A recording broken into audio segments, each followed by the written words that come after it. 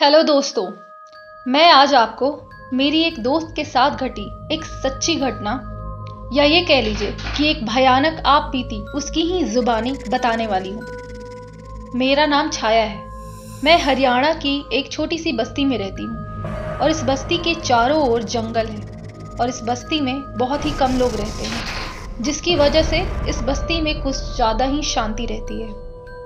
मैं जिस बिल्डिंग में रहती हूँ उसके सामने एक बड़ा सा पार्क है जहाँ पर लोग सुबह और शाम टहलने के लिए जाते हैं। इस पार्क से होते हुए एक कच्ची और कंकड़ीली सड़क जाती है जिसकी दोनों तरफ बबूल की घनी झाड़ियाँ और जंगल है।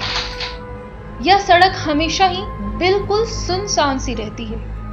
कोई इंसान तो क्या, कोई गाड़ी भी शायद ही इस रास्ते से होके गुजरती है और शाम होने के बाद लोग उसके आसपास भटकना भी बंद कर देते हैं। ये सड़क जहां से शुरू होती है ठीक उसी मोड़ पर इस सड़क की एक ओर वर्षों पुराना एक जर्जर सा मकान है जिसके सफेद रंग उड़ जाने से वो काला और धब्बेदार नजर आता है। उस मकान के नीचे एक छोटा सा कमरा है जो किसी जमाने में शायद शौचालय होगा। उसका दरवाजा टूटकर लटका हुआ है और अंदर की ओर दिन में भी सिर्फ अंधेरा ही नजर आता है। और पता नहीं क्यों वो मकान, खासकर उसकी छोटी सी उस कमरे की ओर नजर भी चली जाए तो बदन में एक सिहरन सी दौड़ जाती है। एक दिन की बात है, मैं और मेरा भाई शाम को हमेशा की तरह अपने डॉग ड्यूक को लेकर उस पार्क में टहलने गए हुए थे। पार्क में आए लोगों और उनके डॉग्स को देखकर ड्यूक आज कुछ ज्यादा ही सबको परेशान कर रहा था। तो भीड़ से बचने के लिए मेरा भाई ड्यूक को उसी सड़क की ओर लेके जाने लगा, तो मैं भी उनके पीछे पीछे जाने लगी। अभी अंधेरा तो हुआ नहीं था मगर शाम होने ही वाली थी। मैंने सोचा जल्दी से इस सड़क के एक चक्कर लगा के शाम होने से पहले हम वापस आ जाएंगे। मेरा भाई और ड्यूक आगे दौड़ते हुए जा रहे थे और मैं उनके पीछे पीछे। कुछ देर के बाद मुझे वे दोनों नजर नहीं आने लगे, तो मैंने सोचा वे झाड़ियों की वजह से मुझे नजर नहीं आ रहे और मैं और भी तेजी से उस ओर चलने लगी। चलते चलते अब मैं उस सड़क के एकदम अंदर की ओर पहुंच चुकी थी और वहां से और आगे जाने का कोई रास्ता नहीं था, बल्कि सपाट खेत थे और खेतों के बीच से बस एकदम पतली सी उबड़ खाबड़ पगडंडी जा रही थी और दूर दूर तक फैले खेतों के बीच बीच में बस कुछ झाड़ियां और बबूल के पेड़ ही नजर आ रहे थे। मैंने अपने चारों ओर देखा, उन्हें झाड़ियों की ओर भी ढूंढा। दोनों को आवाज देते हुए मैंने उन्हें सब तरफ नजर घुमाकर देखा, मगर मुझे ना तो वो कहीं नजर आ रहे थे और ना ही उनकी आवाज। अब अंधेरा भी होने लगा था और आसपास सिर्फ जंगल, झाड़ियां और सुनसान सड़क के बीच मैं वहां अकेली थी और अब मुझे बहुत ही डर लगने लगा था। जब काफी देर आवाजें देने के बाद भी मुझे वो कहीं नजर नहीं आए तो मैं वहां से मुड़कर वापस आने लगी।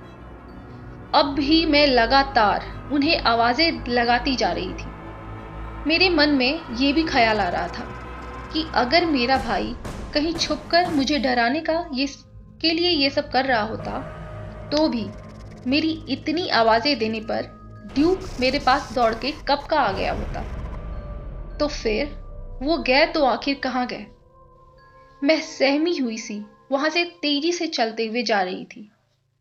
तभी मेरे बगल की झाड़ियों से एक आहट सी होने लगी और मुझे ऐसा लगा जैसे वहां झाड़ियों के पीछे कोई है, मगर मैं रुकी नहीं, चलती रही।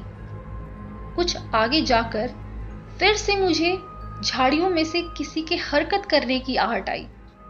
मैं बहुत डर भी गई थी, पर दूसरी तरफ ये भी लग रहा था कि वहां मेरा भाई भी हो सकता है। मगर मैं एक पल के लिए भी नहीं रुकी और अब और भी तेजी से चलने लगी। तभी मुझे झाड़ियों के भीतर से किसी के धीमी आवाज में और अजीब सी हंसी की आवाजें आने लगी। और इस आवाज से ये साफ पता चल रहा था कि वो मेरे भाई की आवाज हो ही नहीं सकती थी। और वैसे भी ये किसी एक के हंसने की आवाज नहीं थी। मेरी धड़कनें अब इतनी तेज हो चुकी थी कि मेरे कानों तक उनकी आवाजें सुनाई दे रही थी, मगर मैंने हिम्मत बनाई रखी और आगे बढ़ती रही। अब मैं उस सड़क के बाहर निकलने ही वाली थी और मेरी बाईं ओर वही जर्जर और डरावना मकान था जिससे मैं नजरें बचाते हुए बस वहां से निकल जाना चाहती थी।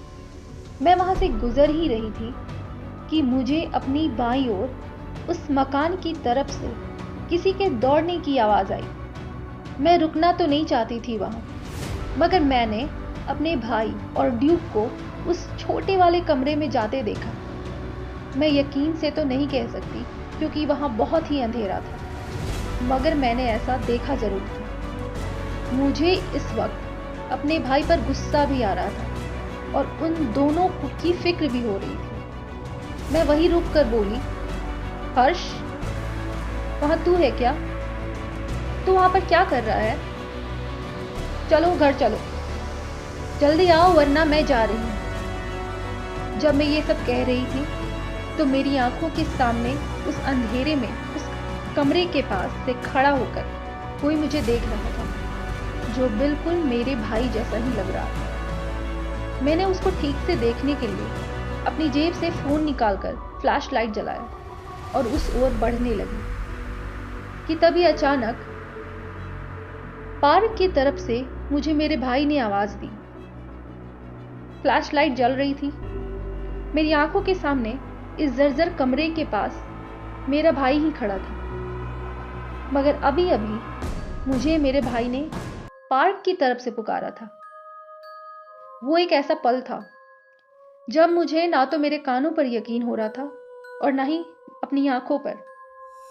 मुझे मेरा भाई उस एक पल में दोनों तरफ यानी कि दो जगहों पर नजर आ रहा था।